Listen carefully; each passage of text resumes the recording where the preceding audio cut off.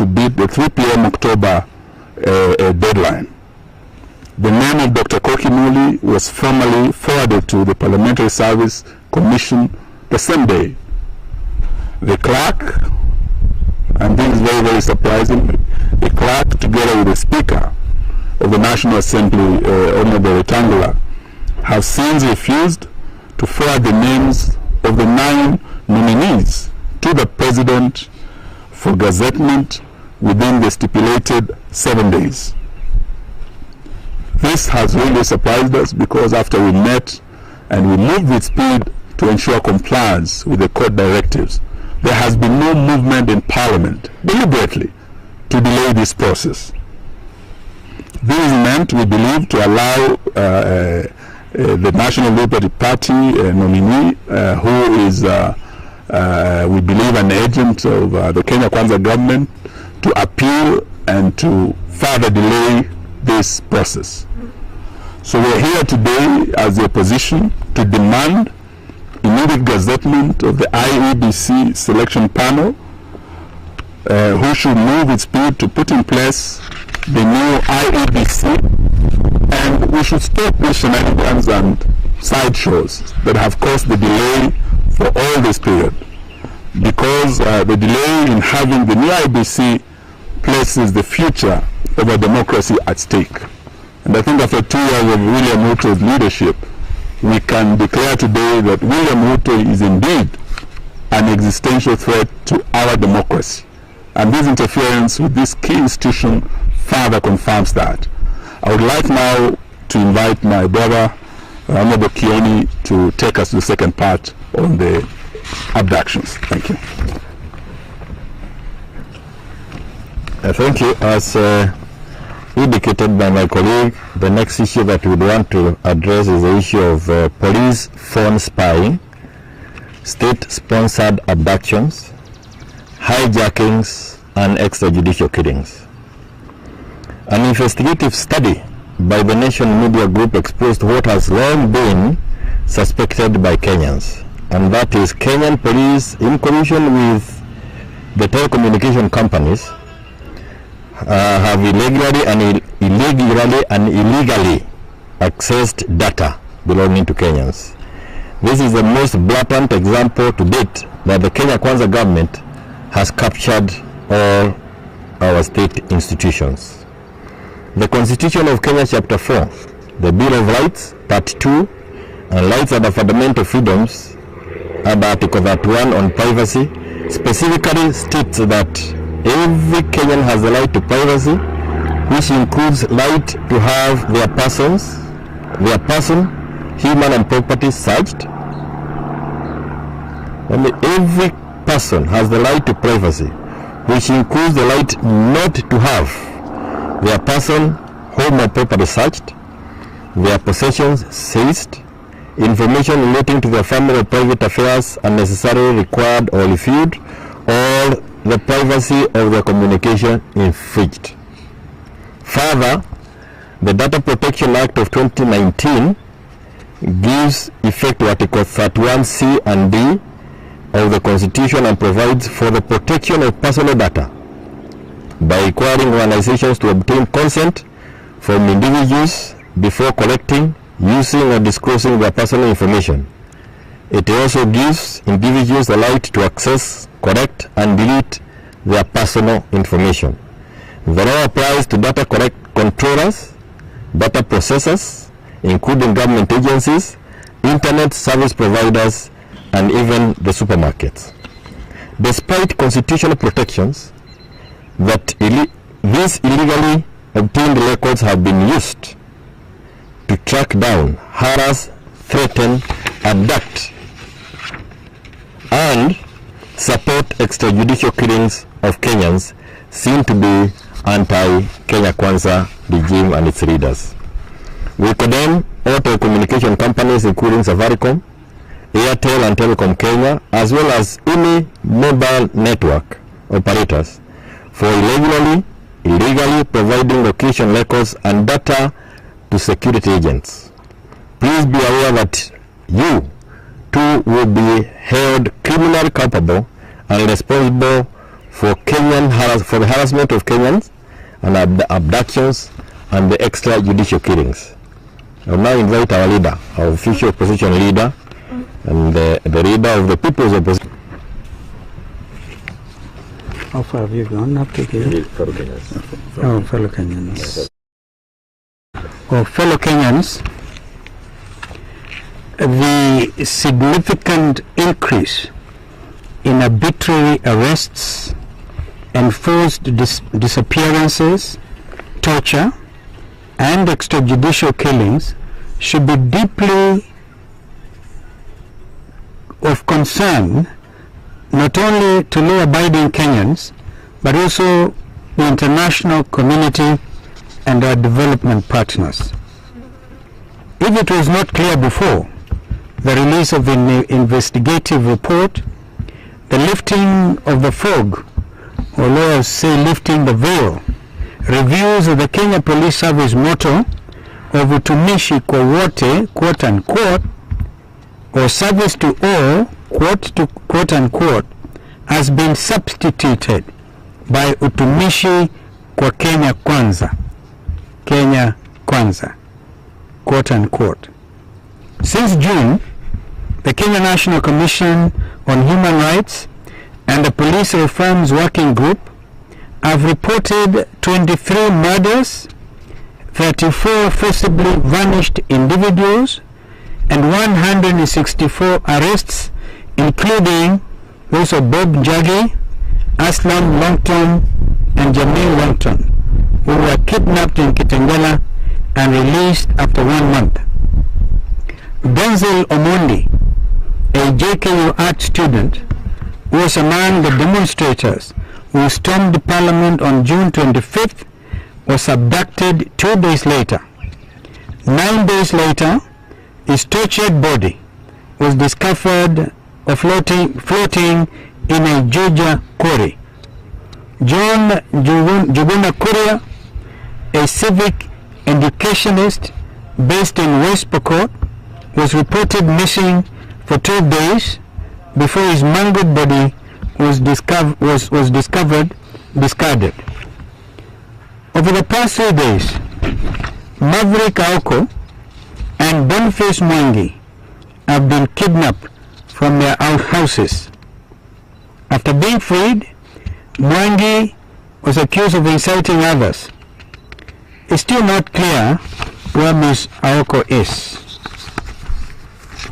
The most alarming is that public mortuaries in Thika and Nairobi are requesting court orders to dispose 201 unclaimed dead bodies that the police have dropped off in the past year. Joining the growing international condemnation, the Independent Medical Legal Unit, IMLU, and the World Organization Against Torture, OMCT, have denounced this regime for gross human rights violations that amount to apparent breaches of international humanitarian treaties that Kenya has ratified, especially the International Covenant on Civil and Political Rights and the Conventions Against Torture and Enforced Disappearances. As the opposition, we demand that the security services from the National Intelligence Service, NIS, under the leadership of Nordin, the Directorate of Criminal Investigations, and the DCI, led by Mohammed Amin, the Anti-Terrorism Police Unit, ATPU, under the leadership of Sid Kiprotich, the Serious Crimes Unit, led by Michael Sang, Joseph Boynet, the Deputy National Security Advisor, State House, and the Crime Research Intelligence Unit, CRIB, led by John Awango, ought to be held accountable for their violations of Kenyans' rights and made criminally responsible.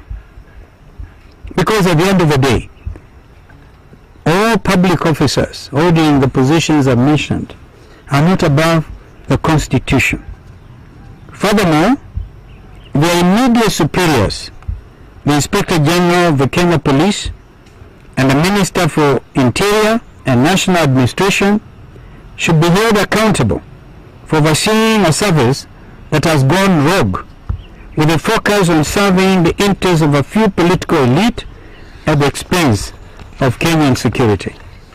However, it is our contention that the President of the Republic of Kenya carries the biggest responsibility for police phone spying, state-sponsored abductions, hijackings, and extrajudicial killings. Despite overwhelming evidence, including that of the Deputy President, Mr. Rigathi Gachagua, during the impeachment trial, Mr. Ruto continues to claim that he is not aware of any such incidents. Ruto further says that these abductions, extrajudicial killings, are fake news and propaganda that is hurting our nation.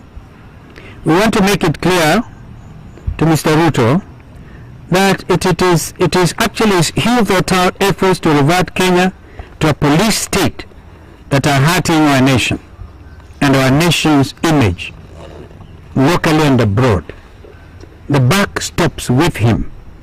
Mr. Ruto should resign with immediate effect for violating his oath of office to be faithful and bear true allegiance to the public, to the Republic of Kenya, and that he would obey, preserve, and protect this Constitution of Kenya. That was the oath of office. Lastly, we take this moment to pay tribute to the brave Nation Media group journalists for releasing their investigations in a time of such great danger for practitioners. Regardless of media outlet, you have been brutally attacked by security agents. We understand the equipments have been illegally confiscated. We know that a fair number of you have been taken to court and gag orders issued stopping you from publishing on certain topics, organizations, or personalities. Nonetheless, you steadfastly adhere to the Kenyan Code of Conduct for the practice of journalism. By doing so, you have demonstrated that the fundamental yearning for democratic liberties, including access to honest and fact-based news, will never be destroyed, even by the most brutal dictatorship. Thank you very much, and may God bless our country, Kenya. I just need to probably highlight here, just as what is happening in the country with a living example. Regard to disenfranchising Kenyans, the people of Banisa in the northeast and the people of Magarini, for example, have been waiting. I think it's going to the second year, probably over 3 years. I have here, for example, Mr. Samuel Kombenzai. Why don't you stand here? Mr. Samuel Kombenzai has been waiting to run for the by-election in Magarini on a wiper ticket, which is an Azimio ticket. But there's nothing happening. What instead we're witnessing is procrastination, attempts to say, because the most illogical thing I've heard in the last 24 hours is a statement by my friend Wata saying that they want first of all to dispense with the Gachagua hearings before he can forward the names of the 9 nominees to President Ruto to Gazette. Because he said if we send out, as we acted expeditiously, as my colleague has mentioned, then he said time would have started running.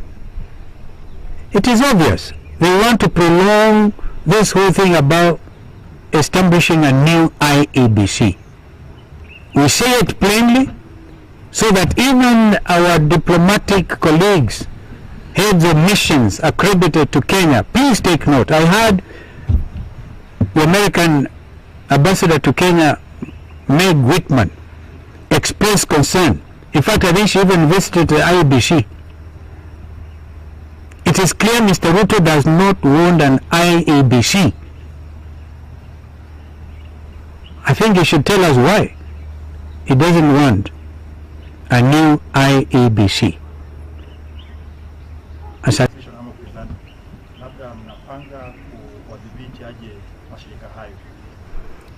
Wenyewe wajidhibiti,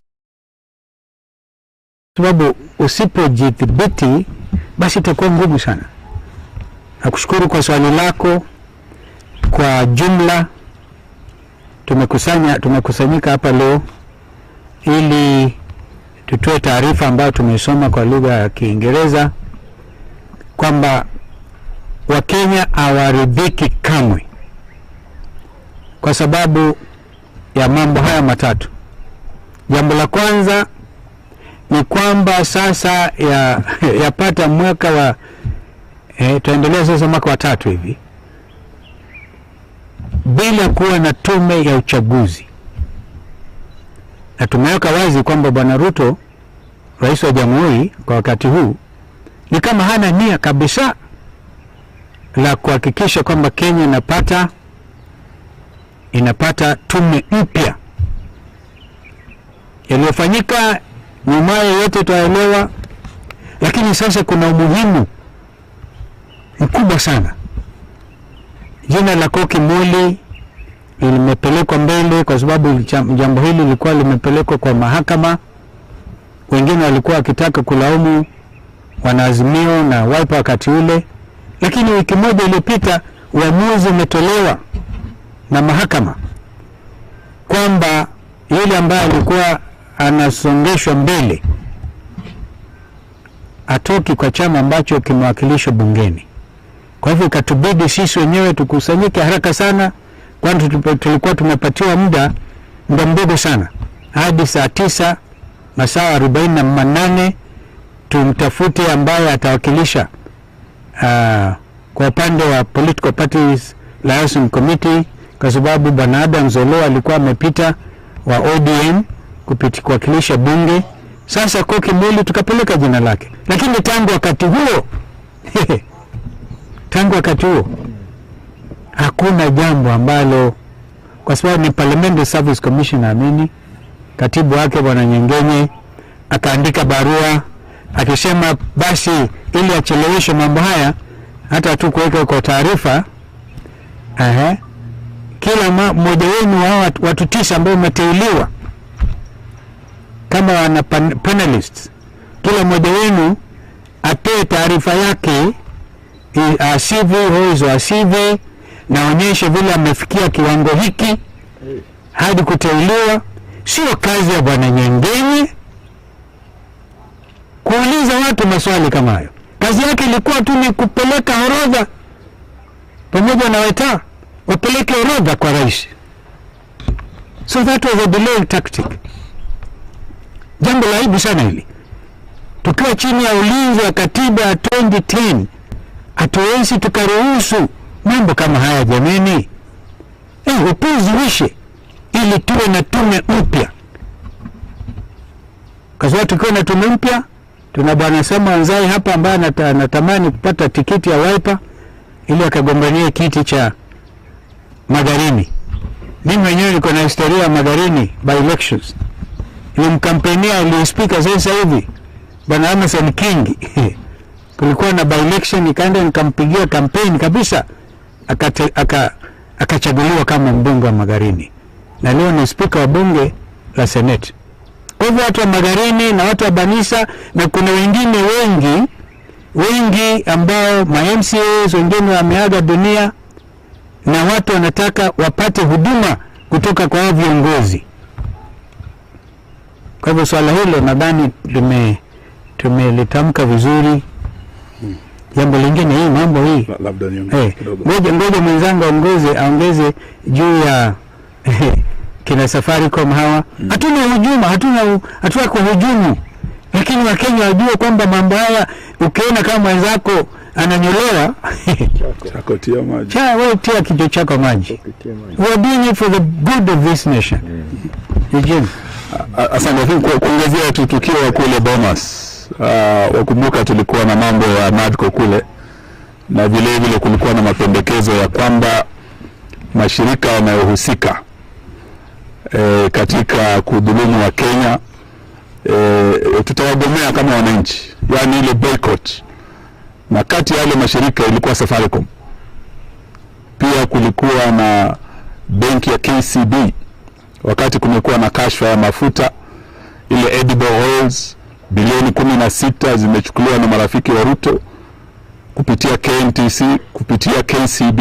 Tulikuwa tumesema kama wa Kenya tutahakikisha kwamba haya mashirika yataajibika, na leo kwa hii statement yetu tunataka tuambie kina Safaricom na wale wanatumika na polisi in aiding and abetting the abductions, the enforced disappearances, the extrajudicial killings, they shall be held accountable by the people of the Republic of Kenya. Wale watoto ambao walikuwa na simu wakiingia bungeni wakiwa na maji na bendera, ile teknolojia ya Safaricom ilitumika kuweza kupata watoto hawa. Wengi kufika sasa wameuawa na hii serikali, na sio Kenya tu, nchi jirani ya Tanzania. Juzi tumesikia kiongozi wa upinzani Tundu Lissu kule walitumia teknolojia kumtafuta alipokuwa, na akafanyiwa yale madhambi ambayo alitaka kuuawa. Leo hii hatuongei tu ya majenzi, hata sisi kama viongozi wa upinzani tunajua ya kwamba simu zetu are being tracked. Tunajua ya kwamba vile Tundu Lissu waliwekwa hatarini kule Tanzania, mashirika yanayotumika hapa na teknolojia yao yataajibika kwa Wakenya. If any harm comes to Kalonzo, Musyoka ama Kioni ama Wamala ama viongozi wengine, tunajua ya kwamba mko mnatumika na mnasaidia kupeana hiyo teknolojia na kupeana palipo wale ambao wanatafutwa na polisi. So you shall be held equally accountable for aiding and abetting the police in these abductions, extrajudicial killings and enforced disappearances. Asante. So, I think that's okay. Yes, ma'am.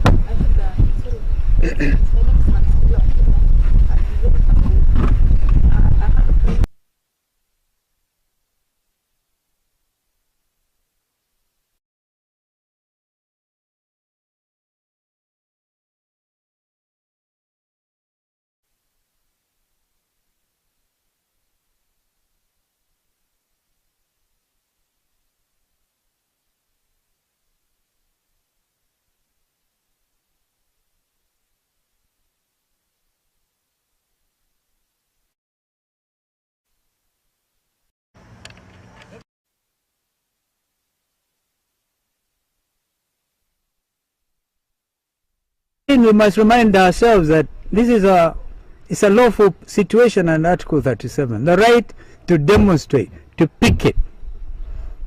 The Gen Zs did us proud. We keep on repeating. And you may think that they are probably done over with. Perhaps it could be it could be the thing before the storm. It's calm before the storm. Sijamaliza. Wewe Fula umetumwa. Lakini nakwambia hivyo, yeah, the be calm before the storm. Thank you, Jeremiah. Sasa nimalizie kwa kusema kwamba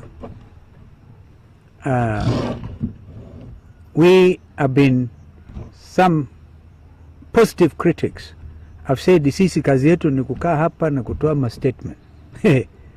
We shall issue important statements like now, and we shall go to the people at the right time, and you'll be hearing about it.